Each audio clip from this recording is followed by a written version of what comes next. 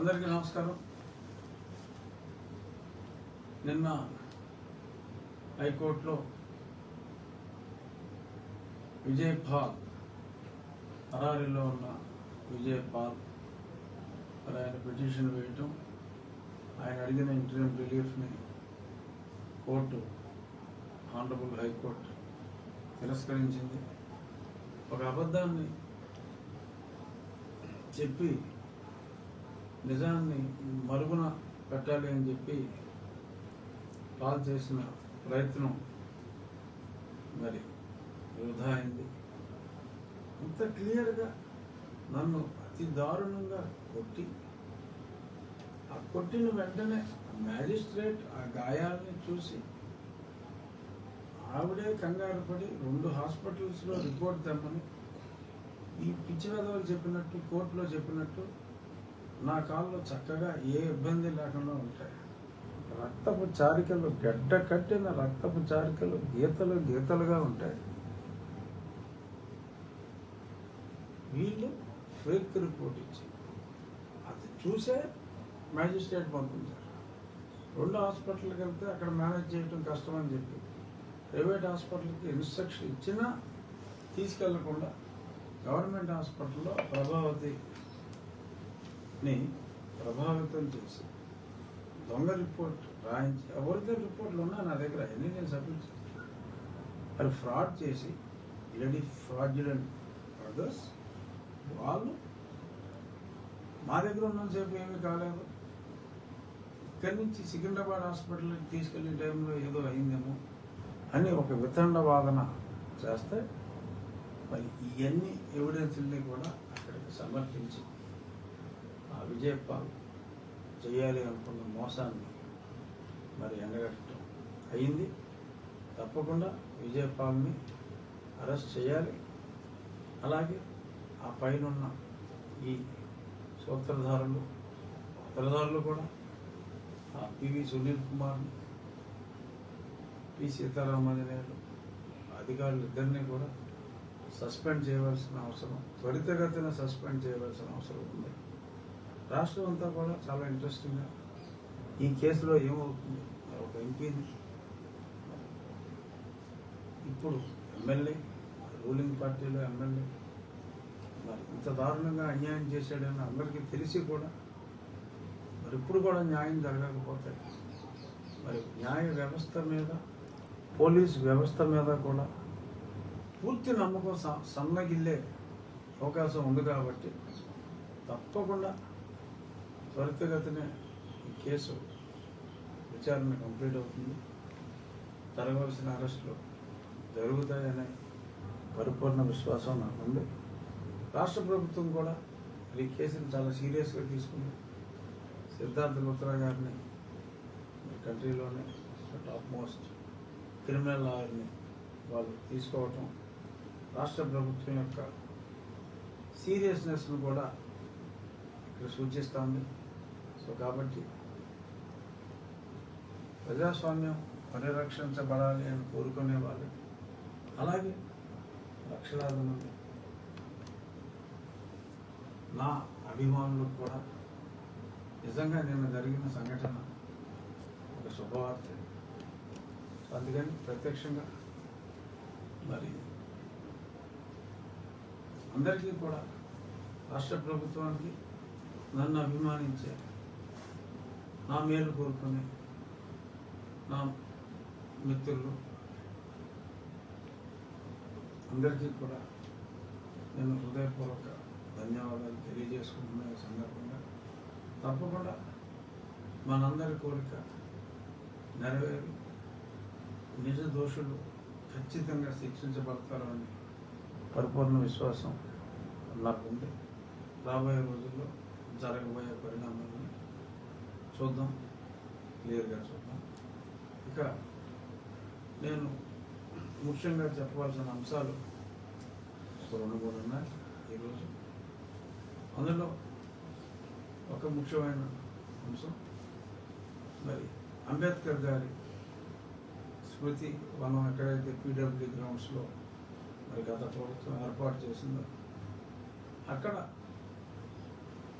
అంబేద్కర్ గారి పేరుకి సమానంగా మరి జగన్మోహన్ రెడ్డి గారి పేరు, ఆవిష్కర్త పేరు కూడా మరి తాటికాయంత అక్షరాలతో తలెత్తి చూస్తే అంబేద్కర్ గారు కనపడతారు, కానీ మామూలుగా చూస్తే జగన్మోహన్ రెడ్డి గారు ఆవిష్కరించారని చెప్పి ఆవిష్కర్త జగన్మోహన్ రెడ్డి అని చెప్పి ఒక్కొక్క అక్షరం 10 అడుగుల అక్షరం అక్కడ రాసి పెట్టారు. ప్రపంచంలో ఎక్కడ ఇనాగ్రేట్ చేసిన ఎవరైతే విగ్రహం ఉందో వాళ్ళ పేరు పెద్ద పెద్ద అక్షరాల్లో ఉండొచ్చు, కానీ ఆవిష్కరించిన వారి పేరు అంతంత అక్షరాలు ఉండవు. ఆంధ్రదేశంలోనే కాదు, భారతదేశంలో కూడా అందరి చేత అత్యంత ఎక్కువగా ఆదరణ ఉన్న, గౌరవించబడే ఒక గొప్ప వ్యక్తి డాక్టర్ బిఆర్ అంబేద్కర్.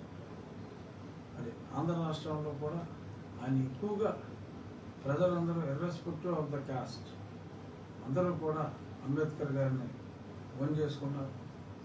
ఆయన బుద్ధిస్ట్ అయినప్పటికీ కూడా అన్ని మతాల వారు, హిందూ మతం వారు, క్రిస్టియన్ మతం వారు అందరూ కూడా they accepted Ambedkar as a tall national leader. So అటువంటి అంబేద్కర్ గారి విగ్రహం దగ్గర అంబేద్కర్ గారి పేరు కన్నా జగన్మోహన్ రెడ్డి గారి పేరు తాటి చెట్టు అంత, అంటే తాటికాయ అంత అంటాం రొటీన్, తాటి చెట్టు అంత అక్షరాలు మరి ఈయన రాసుకున్నాడు. కాబట్టి మరి అంబేద్కర్ గారి ప్రేమికులకి డెఫినెట్గా హర్ట్ అవుతారు. వాళ్ళు తెలుగుదేశం వాళ్ళ, వైఎస్ఆర్ కాంగ్రెస్ వాళ్ళ, ఏ పార్టీ వాళ్ళైనా కావచ్చు. మరి అంతంత ఆవిష్కర్త పేరు చూసి మరి సడన్గా పేరు చూస్తే మరి జగన్మోహన్ రెడ్డి గారి పేరు అంతలాగా రాసుకున్నందుకు జగన్మోహన్ రెడ్డి గారి పేరు మీద కొందరు వ్యక్తులు దాడి చేసినట్టుగా మనం చూసాం.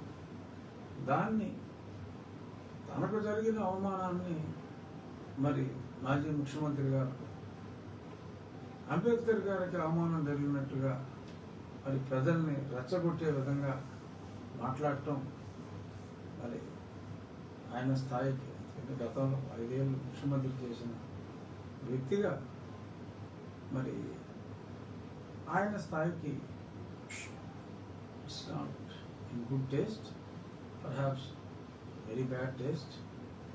మరి మీకు అవమానం జరిగితే మీ గురించి బాధపడండి. అరే నేను అంత కష్టపడి నేను కట్టించాను, తెలంగాణలో 110 కోట్లు అయింది, ఒక అడుగున్నర ఎక్కువ ఉంది, కానీ ఇక్కడ 250 కోట్లు అయింది. అది ఎందుకైందో మనకు తెలియదు, ఆమె ఎట్లా ఉన్న తేడా ఉందేమో మరి. బట్ మీ పేరు మీద, మీ అక్షరం మీద జాగా నా అన్న దాని మీద దాడి జరిగింది. మీ అక్షరాల మీద, కేవలం మీ అక్షరాల మీద దాడి జరిగితే ఆ మహానుభావుడి విగ్రహం మీద దాడి జరిగినట్టుగా సాక్షిలో పుంఖానుపుంఖాలుగా రాసేసి మరి అందరితో కూడా సమావేశాలు పెట్టి మరి అంబేద్కర్ గారి అభిమానులకి వాళ్ళకి ఒక లేనిపోని కక్ష కలిగే విధంగా, ఎందుకంటే గుణపోతే ఏమిందంటే దోణ కట్టే అనే రోజుల్లాగా తయారైంది ఈరోజు పరిస్థితి. మరి ఇవాళ మీరు బాధ్యతాయుతమైన మీడియా రంగంలో ఉన్నప్పుడు మీరు క్లియర్గా చెప్పాలి, జగన్మోహన్ రెడ్డి గారి పేరు మీద ఇలా చేస్తున్నారు, అంబేద్కర్ గారు ఆవిష్కర్తగా జగన్మోహన్ రెడ్డి గారు ఏదో మరి కొన్ని పెద్ద అక్షరాలతో పేరు రాసుకుంటే మరి అంత మంచి పని చేసిన వ్యక్తి పేరుని తీసేయటం సమంజసమా అని మీరు అడగాలి. కానీ మీ అక్షరం మీద, మీ పేరున్న అక్షరం మీద, మీ జా మీద, మీ గా మీద జరిగిన దాడిని మహానుభావుడి మీద దాడి జరిగినట్టుగా మాట్లాడటం ఖచ్చితంగా బాధ్యత రాహిత్యం జగన్మోహన్ రెడ్డి గారు. మరి ప్రజలకి క్లారిఫై ఇవ్వాల్సిన అవసరం మీకే ఉంది. ప్రజల్ని ఇలా రెచ్చగొట్టి మరి అంబేద్కర్ గారి అభిమానులకి మనస్తాపం కలిగించే విధంగా మాట్లాడటం ఒక రకంగా హింసను ప్రేరేపించినట్టు అవుతుంది. కాబట్టి దయచేసి మీ స్టేట్మెంట్ని విత్డ్రా చేసుకుని నిజం మాట్లాడమని చెప్పి నేను కోరుకుంటున్నా. సార్, జగన్ తీరుతో కొంతమంది వైసీపీ నేతలు వెనక్కి వెళ్ళిపోతున్నారు సార్, పార్టీని వదిలి వెళ్ళిపోతున్నారు. అవును, చాలా మొన్న 3 రోజులు మరి అతి సౌమ్యుడు, మామూలుగా ఆయన చాలా మందిని సౌమ్యుడు మంచివాడు అంటారు జగన్మోహన్ రెడ్డి గారు. కానీ నిజంగా సౌమ్యుడు మంచివాడు ఆళ్ళ నాని గారు. మరి ఆళ్ళ నాని గారు కూడా అసలు రాజకీయాల నుంచే విరమించుకుంటాను నేను. నాకు రాజకీయాలు వద్దు, ఎందుకంటే ఆయన ఇంకో పార్టీలోకి వెళ్ళలేక, స్థాయిలో నాయకులు ఆయన ఇంకో పార్టీలోకి వెళ్ళలేక, ఇక్కడ ఉండలేక రాజకీయాల నుంచే మరి ఆయన తప్పుకోవటం. అలాగే ధర్మాన గారు మొన్న పెండు దొరబాబు ఆయన జనసేనలో చెప్పాడు, ఆయన పిఠాపురం. ఇలా ఒక్కొక్కళ్ళు మరి అక్కడ గుడ్ మార్నింగ్ కేతిరెడ్డి గారు ఆయన కూడా కొంచెం ఉండదన్నట్టే మొన్న ఆలస్యంగా నేను 4 ఏళ్ళ క్రితం మొదలెట్టాను, ఎన్నికయ్యాక మొదలెట్టాను. క్షవరం అయితే కానీ వివరం తెలియదన్నట్టు మరి ఆయన ఎన్నికలు ఓడిపోయిన తర్వాత ఆయన మొదలెట్టాడు. ఇలా ఎందరో ఇదే నేను అప్పుడు చెప్పింది, జగన్మోహన్ రెడ్డి గారికి సిచ్యువేషన్ బాగోలేదు అని కొంచెం మెటీరియాలజీ డిపార్ట్మెంట్కి తెలియకపోయినా ఈ భూకంపాలు వచ్చేటప్పుడు ఎలకలకి కుక్కలకి తెలుస్తుంది.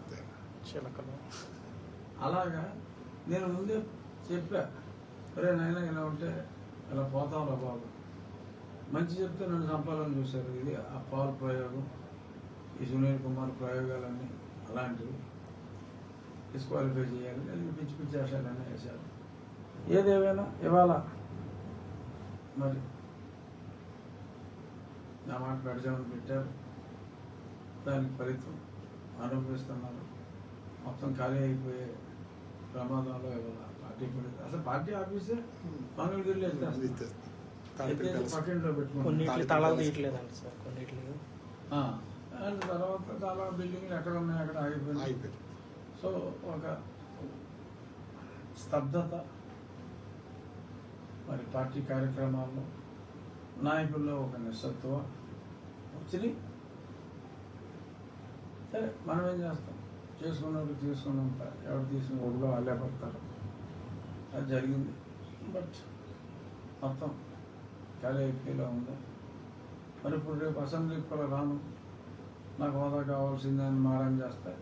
ఇంకా అసెంబ్లీకి వెళ్ళినప్పుడు ఆ మిగిలిన వాళ్ళు కూడా ఉంటారో ఉండరో కూడా అనుమానాలు ప్రజలకు రావడం సహజం. చూద్దాం మరి. సరే, ఆ పార్టీ ఇప్పుడు మనం లేం కాబట్టి సూచనలు ఇవ్వాల్సిన అవసరం కూడా లేదు. ఒక శాసనసభ్యుడిగా గతంలో నేను ఆయన కలిసినప్పుడు అసెంబ్లీలో ఏం చెప్తున్నాం, రావాలి, ప్రతిపక్ష నాయకుడు ఉండాలి అని. నిన్న అయ్యన్న పాత్రుడు గారు కూడా అవకాశం ఎందుకు ఇస్తాం అని కూడా ఆయన కూడా ఎక్కడో మాట్లాడటం జరిగింది. సరే, సమావేశాలు ఎప్పుడుంటాయో, ఎప్పుడన్నా ఆయన వస్తాడేమో చూద్దాం. ఇక మనం ఉండే విషయానికి వస్తే, అనుకున్న పనులు ఈ మధ్యలో కాస్త తుఫాను వాతావరణం, ఈ వరదలు, ప్రతిరోజు 2-3 గంటల వర్షాలు, దీనివలన కొంత ఆలస్యమైంది. అయినప్పటికీ కూడా మనం అన్ని పనులు యాక్టివ్గా చేసేస్తున్నాం. ఈ వారం రివ్యూ అన్నమాట మీరు చెప్పి, ఈ వారం రివ్యూ అన్ని పనులు మనం చేసేస్తున్నాం. మంచినీటి విషయానికి వస్తే, ఆ పరిమళ దగ్గర నుంచి 12 కిలోమీటర్ల వరకు లైన్ టెస్టింగ్ ఓకే అయింది అన్న పని ఆపండి. 12 కిలోమీటర్ల లైన్ టెస్టింగ్ ఓకే అయింది. ఒక దగ్గర మరి గతంలో బుల్డోజర్ వర్క్ చేస్తూ ఉంటే 2-3 పైపులు తీసివేయడం జరిగింది, అంటే బై మిస్టేక్. అది మళ్ళీ రిస్టోర్ చేసి ఇంకొక 12 కిలోమీటర్ల లైన్ టెస్టింగ్ కంప్లీట్ అయితే, మేము ఆగస్టు 15 అనుకున్నాం, అది మేబీ ఆగస్ట్ నెలాఖరు దాకా పట్టే అవకాశం ఉంది. అది అయిపోతే 55 హ్యాబిటేషన్స్కి మేము వాటర్ అందిస్తాం. ఆల్రెడీ పక్క నియోజకవర్గంలో ప్రారంభించింది మనమైనా. పక్క నియోజకవర్గంలో అంటే మన జిల్లాలోనే ఉన్న గణపవరానికి ఒక 3 గ్రామాలకి ఎల్లుండి నుంచి మంచినీరు సరఫరా మొదలు పెట్టేస్తున్నాం. స్కీమ్ అయితే నేనన్న ఆగస్టు 15కి స్టార్ట్ అవుతుంది. బెనిఫిషియరీ గణపురం మండలంలో గణపురం గ్రామానికి ఇంకో 2 పెద్ద గ్రామాలకి తాగునీరు అందించేస్తాం. ఆగస్టు 15 అంతవరకు అయిపోతుంది. నెక్స్ట్ మేజర్ బెనిఫిషియరీ అంతా మనం ఉండే వెంకయ్య గారి మీద. సో మన ఆకివీడి దాకా అంటే ముందు జనకాపురం దాకా అవుతుంది. తర్వాత ఇంకొక 20-25 రోజులు ఆకివీడి దాకా వస్తుంది. డిసెంబర్ నెలాఖరికి ఏలూరుపాడ వరకు కూడా వెళ్ళి ఇంచుమించు 50 హ్యాబిటేషన్లకి అయితే కంప్లీట్ అయిపోతుంది. ముందు 30 నుంచి 35 హ్యాబిటేషన్లు ఈ నెలాఖరికి అవుతుంది. ఈ డ్రైన్లు అయితే మోరార్లెస్ కాలాలో డ్రైన్లో ఉన్న గుర్రపు డెక్క ఇదంతా మోరార్లెస్ కంప్లీట్ అయిపోయింది. ఇప్పుడు దానివల్ల మొన్న వరదల్లో కూడా ఇప్పుడు మునిగిపోయే ప్రాంతాలు కూడా మునగల 15-20 గ్రామాల్లో ముంపు వచ్చేది. గండి పడినందువల్ల 2 గ్రామాల్లో చిన్న ఇబ్బంది వచ్చింది. నెక్స్ట్ అది కూడా ఉండదు. ఇప్పుడు ఇంకొక సమస్య ఏమిటంటే గుర్రపు డెక్క ఇదంతా తీయటం జరిగింది, కానీ డ్రైన్లు పుడిగిపోయినాయి.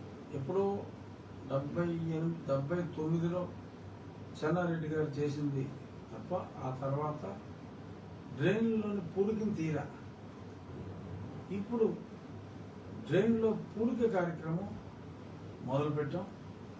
రేపు మన జిల్లా కలెక్టర్ గారిని ఆహ్వానించాం. ఆవిడ చేతుల మీదుగా కొబ్బరికాయ కొట్టించి ఆ పని డ్రైన్లు క్లీనింగ్ పని స్టార్ట్ అవుతుంది. ఆల్మోస్ట్ 2 అడుగుల వరకు కూడా మట్టి పేరుకుపోయింది. Canal only 30% కెపాసిటీకే పనిచేస్తానే. అది పూర్తిగా కెనాల్ కెపాసిటీ అంతా పనిచేసేలాగా ఆ తవ్వకం పనులు మొదలు పెడతాను. ముందు జోలపాలెం కలవపూడి ఆ మధ్యలో ఉన్న ఆ మెయిన్ ఆ డ్రైన్ని deepening to the original level మొదలవుతుంది. అండ్ ఇంకొక 10-15 ఏళ్ళు మనం చూసుకోకర్లా దాన్ని. అలాగే 1 by 1 ఇంపార్టెంట్ డ్రైన్స్ అన్నీ కూడా ఇదే బేసిస్లో మా ఫండ్ ద్వారా ప్రజల సహకారం ద్వారా గవర్నమెంట్ ఇది టేకప్ చేయలే. గవర్నమెంట్ మనం టేకప్ చేశాక కికిసా దీనికి ఇంకా కొన్ని మిగిలిన వాటికి మన నియోజకవర్గం కాకుండా మిగిలిన చోట్ల చేశారు. బట్ ఈ డ్రైనేజ్ తవ్వకం అనేది ఇంకా ప్రభుత్వం మొదలుపెట్ల.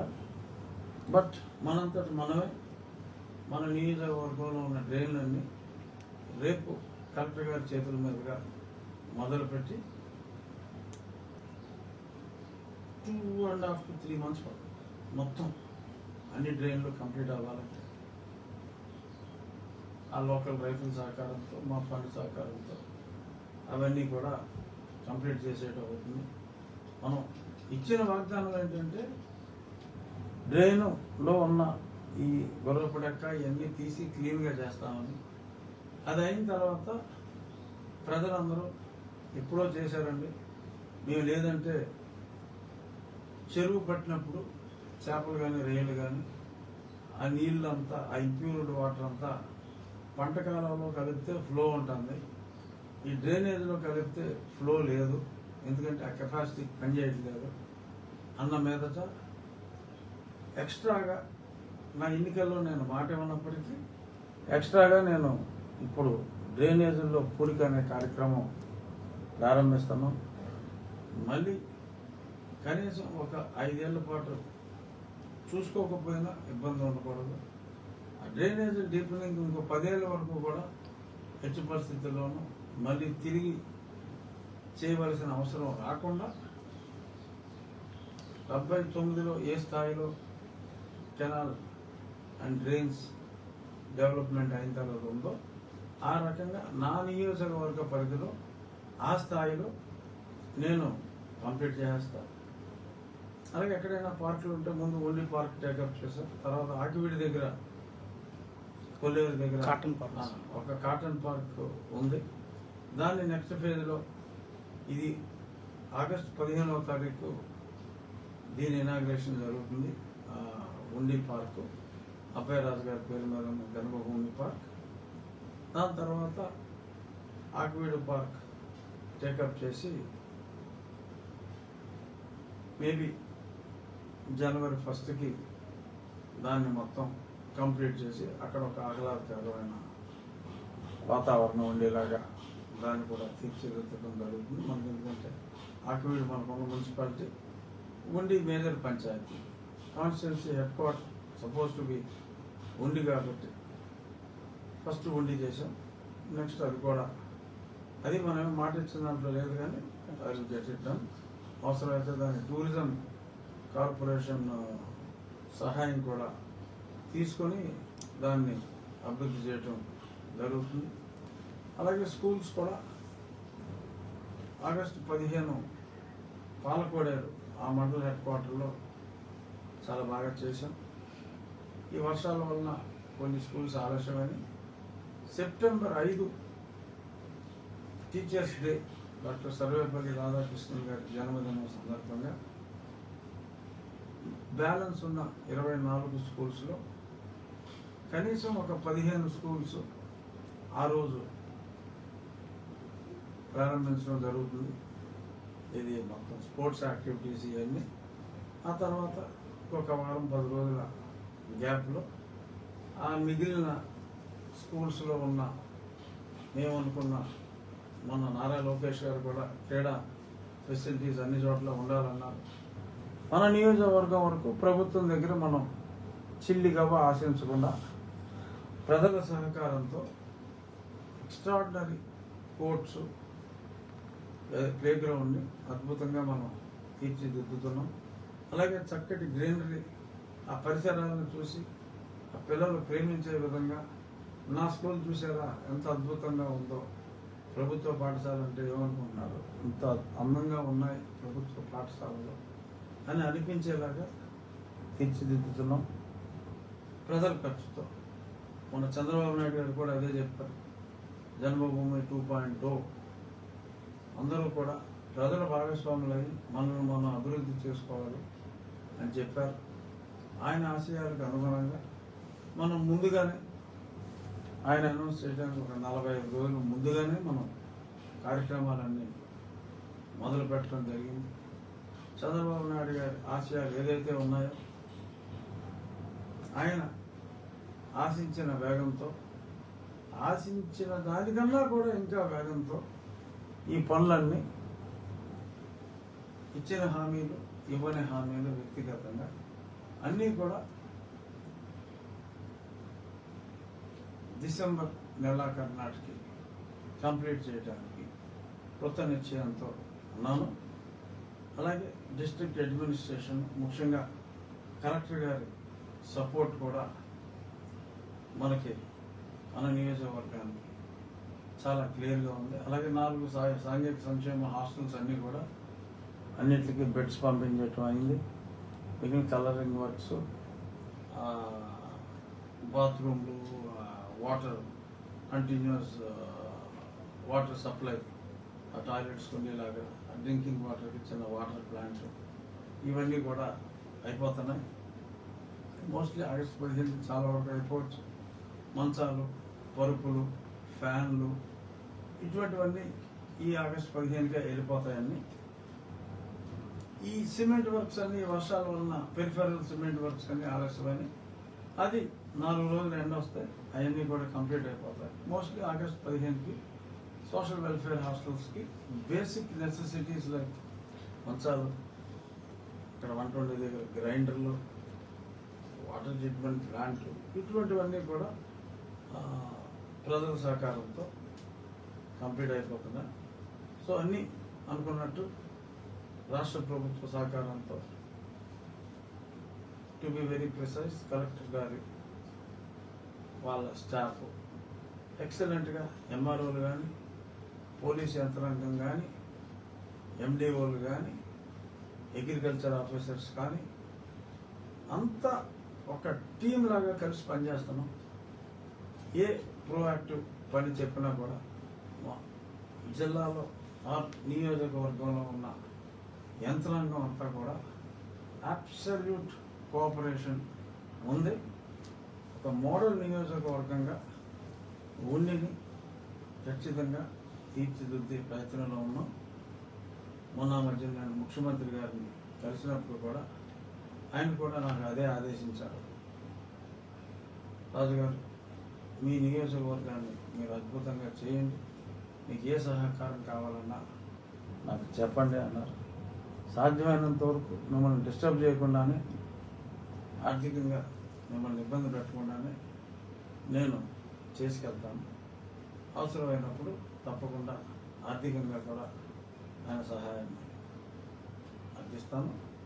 బట్ సాధ్యమైనంత వరకు ప్రజలు మంచోళ్ళు, తప్పు జరగకుండా ఖర్చు జరుగుతుంది, అభివృద్ధి జరుగుతుంది అంటే ఇవ్వడానికి ముందుకు వచ్చే మంచి మనసున్న వాళ్ళు.